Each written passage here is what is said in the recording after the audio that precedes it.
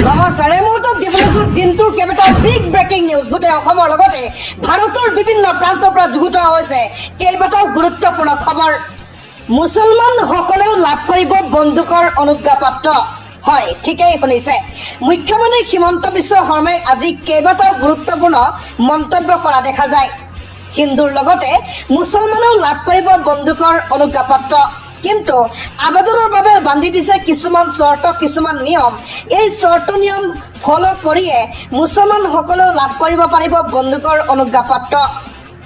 জনাইছো সবিশেষ ভিডিঅ'টি শেষলৈকে চাব আৰু এনেবোৰ বা বাতৰি পাই থাকিব হ'লে আমাৰ এই চেনেলটো ছাবস্ক্ৰাইব কৰি ৰাখিব। হিন্দুৰ লগতে মুছলমানেও পাব লাইচেন্স। আবেদনৰ বাবে মুখ্যমন্ত্ৰীয়ে বান্ধি দিলে কেইবাটাও চৰ্ত। কি এই চৰ্ত আপোনালোকৰ মাজত জনাইছো সবিশেষ। হিন্দুৰ লগতে মুছলমানেও পাব লাইচেন্স। আবেদনৰ বাবে মুখ্যমন্ত্ৰীয়ে বান্ধি দিলে কিছুমান চৰ্ত। আদিবাসী লাভৰ বাবে লাগিব খিলঞ্জীয়া নাগৰিক। হয়, হিন্দুৰ লগতে খ্ৰীষ্টান আৰু মুছলমানেও লাইচেন্স পোৱাৰ যোগ্য বুলি মুখ্যমন্ত্ৰী হিমন্ত বিশ্ব শৰ্মাৰ মন্তব্য। যদিহে তেওঁৰ তিনিটা প্ৰজন্ম সেই ঠাইত বাস কৰি আছে।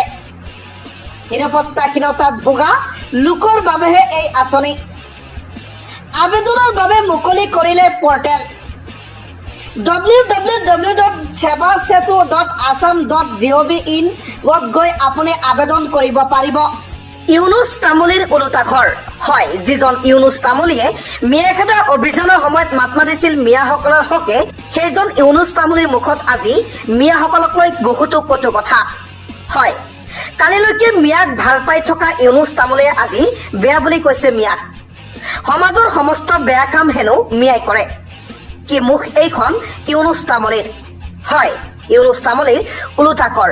ইউনুছ তামুলীৰ মুখৰ কথা শুনিলে আপোনাৰ চকু কপালত উঠিব। কি কৈছে ইউনুছ তামুলীয়ে সবিশেষ আপোনালোকৰ মাজত তুলি ধৰিছো, ভিডিঅ'টো শেষলৈকে চাব। কালিলৈকে মিয়াক ভাল পাই থকা ইউনুছ তামুলীয়ে আজি বেয়া বুলি কৈছে মিয়াসকলক। সমাজৰ সমস্ত বেয়া কাম হেনো মিয়াসকলে কৰে। কি মুখ এইখন ইউনুছ তামুলীৰ। এতিয়া ৰাইজে কৰিছে প্ৰশ্ন। মিয়াই ৰঙা লাইন এৰিয়া খুলি লওক বুলিও কৈছে ইউনুছ তামুলীয়ে। তহঁতে আমাক জীয়াই থাকিবলৈ দিবিনে নিদিয়ক, মিয়াক প্ৰশ্ন কৰিছে ইউনুছ তামুলীয়ে। মিয়াৰ বাবে এইবাৰ সমগ্ৰ ইছলাম ধৰ্মটো আজি লজ্জিত হৈ পৰিছে। মিয়াসকল সকলো কামতে আগৰনুৱা। ড্ৰাগছ, মহিলা, সুৰা, জোৱা সকলো কামতে মিয়া এক নম্বৰ। সমাজৰ সকলো কামতে এটাই নাম, সেইটো হৈছে মিয়া। এই মিয়া সমগ্ৰ বিশ্বৰ মুছলমানক কলংকৃত কৰিছে। তহঁতৰ যদি ইমানেই উৎপাত, নিজৰ নিজৰ অঞ্চলত ৰঙা লাইন অৰ্থাৎ ৰেড লাইট এৰিয়া খুলি ল। ৰঙা লাইন এটা খুলি ল বুলি তহঁতৰ উৎপাত কমি যাব। মিয়া মিয়া মিয়া আৰু মানুহ নাই নেকি এইখন দেশত? মিয়াৰ কুকাণ্ডক লৈ ইউনুছ তামুলীৰ বৃহৎ মন্তব্য। এতিয়া এনেকৈ কৈছে কিয়? এতিয়া এনেকৈ কিয় কৈছ? তেনেকৈ কিয় কৈছ বুলি কেইটামানে কমেণ্ট কৰিব। এতিয়াও সময় আছে, শুদ্ধ হৈ যা, নহ'লে ৰাস্তাত উলিয়াই আনিম। মিয়াৰ বিৰুদ্ধে ইউনুছ তামুলীৰ এটা ভিডিঅ' এতিয়া ছ'চিয়েল মিডিয়াত চৰ্চিত হৈ পৰিছে। মাদ্ৰাছা বোৰ্ড সম্পূৰ্ণৰূপে নিষেধ কৰিব চৰকাৰে মাদ্ৰাছা কাৰ্কিনিয়াৰ অভিযোগ সংখ্যালঘু ৰাইজৰ। চৰকাৰৰ সিদ্ধান্তৰ বিৰুদ্ধে ক্ষোভ। নতুন আইন অনুমোদনৰ পাছতেই ক্ষোভিত হৈ পৰিছে সংখ্যালঘু ৰাইজ। কেৱল এটা ধৰ্মক টাৰ্গেট কৰি এই নতুন আইন অনাৰ অভিযোগ। মাদ্ৰাছা শিক্ষা বোৰ্ড বন্ধ কৰিবলৈ চৰকাৰৰ নতুন নীতি। সম্পূৰ্ণৰূপে মাদ্ৰাছা বোৰ্ড বিলুপ্তি কৰিব চৰকাৰে। সংখ্যালঘুক লৈ নতুন আইন প্ৰণয়নৰ সিদ্ধান্ত চৰকাৰৰ সিদ্ধান্তৰ বিৰুদ্ধে এতিয়া ক্ষোভ দেখিবলৈ পোৱা গৈছে সংখ্যালঘু ৰাইজৰ। মাদ্ৰাছা বোৰ্ডৰ সলনি অনা হ'ব সংখ্যালঘু শৈক্ষিক প্ৰতিষ্ঠান আইন। ইছলাম, শিখ, জৈন, খ্ৰীষ্টিয়ান, বৌদ্ধ, পাৰ্চীও অন্তৰ্ভুক্ত হ'ব নতুন আইনত। পূৰ্বে মুছলমানৰ মাদ্ৰাছাক সংখ্যালঘু শিক্ষানুষ্ঠানৰ মৰ্যাদা দিছিল। নতুন আইন কাৰ্যকৰী হ'লেই বিলুপ্তি হৈ পৰিব মাদ্ৰাছা শিক্ষা বোৰ্ড। মাদ্ৰাছা শিক্ষা বোৰ্ড সলনি কৰিবলৈ গঠন হ'ব সংখ্যালঘু শিক্ষা প্ৰাধিকৰণ। চৰকাৰৰ এই সিদ্ধান্তৰ বিৰুদ্ধে এতিয়া সংখ্যালঘু ৰাইজৰ ক্ষোভ দেখিবলৈ পোৱা গৈছে চৰকাৰৰ বিৰুদ্ধে। দিবলৈ এটা ব্ৰেকিং নিউজ। বিজেপিৰ ভোট চুৰিক লৈ ওলাই আহিছে হাজাৰ হাজাৰ লোক। ৰাহুল গান্ধীৰ নেতৃত্বত বৃহৎ প্ৰতিবাদী কাৰ্যসূচী। ভাৰতৰ প্ৰতিখন ৰাজ্যত হ'ব বিজেপি আৰু নিৰ্বাচন আয়োগৰ বিৰুদ্ধে ভোট চুৰিক লৈ প্ৰতিবাদ আৰু দুদিন ধৰি চলি আছে বিহাৰত এই প্ৰতিবাদী কাৰ্যসূচী। এই প্ৰতিবাদী ৰেলীত এতিয়া স্বতঃস্ফূৰ্তভাৱে লাখ লাখ জনতা ওলাই আহিছে ৰাহুল গান্ধীৰ সৈতে। ভোট চুৰিক লৈ উত্তাল হৈ পৰিছে ভাৰতৰ ৰাজনীতি। বিৰোধীৰ প্ৰতিবাদত কঁপি উঠিল সংসদ ভৱনৰ চৌহদ। বিহাৰত ৰাহুল গান্ধীয়ে উলিয়ালে বৃহৎ সমদল, বৃহৎ ৰেলী ৰাহুল গান্ধীৰ। দেশৰ মুখ্য নিৰ্বাচন আয়ুক্তৰ বিৰুদ্ধে মহা অভিযোগ উত্থাপন। বৈষম্যমূলক আচৰণ কৰিছে নিৰ্বাচন আয়োগে। বিৰোধীৰ ফালৰ পৰা এই অভিযোগ উত্থাপন কৰা হৈছে। বিজেপি নেতাৰ পৰা শপতনামা নিবিচাৰাকলৈও প্ৰশ্ন উত্থাপন কৰিছে। আনফালে বিত্তমন্ত্ৰী নিৰ্মলা সীতাৰমণৰ স্বামীৰ বিস্ফোৰণৰ পিছতে আৰু গৰম হৈ উঠিছে ৰাজনীতি। ভোট চুৰি কৰিহে লোকসভাত আসন বেছি পাইছিল বিজেপিয়ে। ভোট চুৰি কৰিহে লোকসভাত ৭৯খন আসন বেছি পাইছিল বিজেপিয়ে। ভোট চুৰি নকৰিলে ইণ্ডিয়া মিত্ৰজোঁট জয়ী হলহেঁতেন বুলি মন্তব্য কৰিছিল বিত্তমন্ত্ৰীৰ স্বামীয়ে। ভোট চুৰি নহলে ৩১৬খন আসনেই পালেহেঁতেন কংগ্ৰেছে। আৰু বিত্তমন্ত্ৰী নিৰ্মলা সীতাৰমণৰ স্বামীৰ এই বিস্ফোৰণৰ পিছতেই আৰু অধিক গৰম হৈ উঠিছে ভাৰতৰ ৰাজনীতি। মুঠতে নিৰ্বাচন আয়োগ আৰু বিজেপিৰ ভোট চুৰিক লৈ ভাৰতৰ প্ৰতিখন ৰাজ্যত এতিয়া প্ৰতিবাদ দেখিবলৈ পোৱা গৈছে।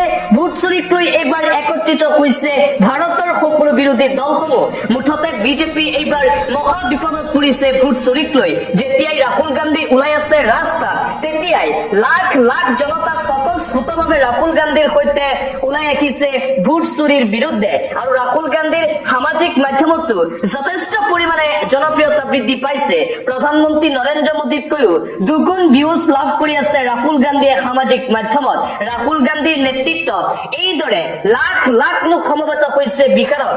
একেলগে ওলাই আহিছে নিৰ্বাচন আয়োগ আৰু বিজেপিৰ ভোট চুৰিৰ বিৰুদ্ধে।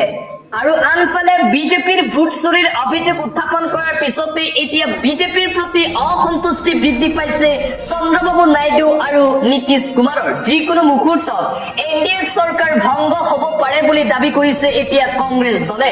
ভোট চুৰিৰ বিৰুদ্ধে এতিয়া স্বতঃস্ফূৰ্তভাৱে এইদৰে হাজাৰ হাজাৰ লাখ লাখ জনতা একেলগে ওলাই আহিছে। আৰু কংগ্ৰেছ দলৰ ফালৰ পৰা কোৱা হৈছে যিকোনো মুহূৰ্তত ভংগ হ'ব পাৰে এনডিএ চৰকাৰ। আন এটা অতিকৈ গুৰুত্বপূৰ্ণ খবৰ, ভুৱা ভোটৰ উত্তৰ দিয়ক নিৰ্বাচন আয়োগে। বিৰোধীৰ সংবাদমেলত নিৰ্বাচন আয়োগক থকা সৰকা প্ৰদেশ কংগ্ৰেছৰ সভাপতি গৌৰৱৰ। ভোট চুৰিৰ প্ৰসংগক লৈ নিৰ্বাচন আয়োগক এইবাৰ থকা সৰকা কৰিছে গৌৰৱে। নিৰ্বাচন আয়োগৰ বিৰুদ্ধে বিস্ফোৰক অভিযোগ সাংসদ গৌৰৱ গগৈৰ। নিৰ্বাচনী আয়োগৰ বিৰুদ্ধে উত্থাপন কৰা অভিযোগৰ কিয় উত্তৰ দিব পৰা নাই নিৰ্বাচন আয়োগে? নিজৰ কৰ্তব্যৰ পৰা কিয় পলায়ন কৰিছে দেশৰ নিৰ্বাচন আয়োগে? প্ৰশ্ন কৰিছে গৌৰৱ গগৈয়ে। বিৰোধীৰ দলসমূহক উত্তৰ দিয়াৰ পৰিৱৰ্তে নিৰ্বাচন আয়োগে ওলটাই আক্ৰমণ কৰিলে ৰাহুল গান্ধী। মহাৰাষ্ট্ৰত লোকসভা আৰু বিধানসভা নিৰ্বাচনৰ মাজত ৭০ লাখ নতুন ভোটাৰৰ সৃষ্টি। সেই প্ৰশ্নৰ কিয় উত্তৰ দিব পৰা নাই নিৰ্বাচনী আয়োগে? পুলিং বুথৰ ভিডিঅ' কিয় ৪৫ দিনৰ ভিতৰত ডিলিট কৰি দিয়া হ'ল, তাক লৈও প্ৰশ্ন। কিহৰ ভিত্তিত পুলিং বুথৰ চিচিটিভি ফুটেজ ডিলিট কৰাৰ সিদ্ধান্ত লৈছিল নিৰ্বাচন আয়োগে? মহাদেৱপুৰৰ ১ লাখ ভুৱা ভোটাৰক লৈ কিয় মৌন নিৰ্বাচন আয়োগ? নিৰপেক্ষ নহয়, একপক্ষীয়ভাৱে কাম কৰিছে ভাৰতৰ নিৰ্বাচন আয়োগে। ভোট চুৰিৰ প্ৰসংগক লৈ নিৰ্বাচন আয়োগক এইদৰে থকা সৰকা কৰিছে বিৰোধীৰ নেতা তথা কংগ্ৰেছৰ প্ৰদেশ কংগ্ৰেছৰ সভাপতি গৌৰৱ গগৈয়ে।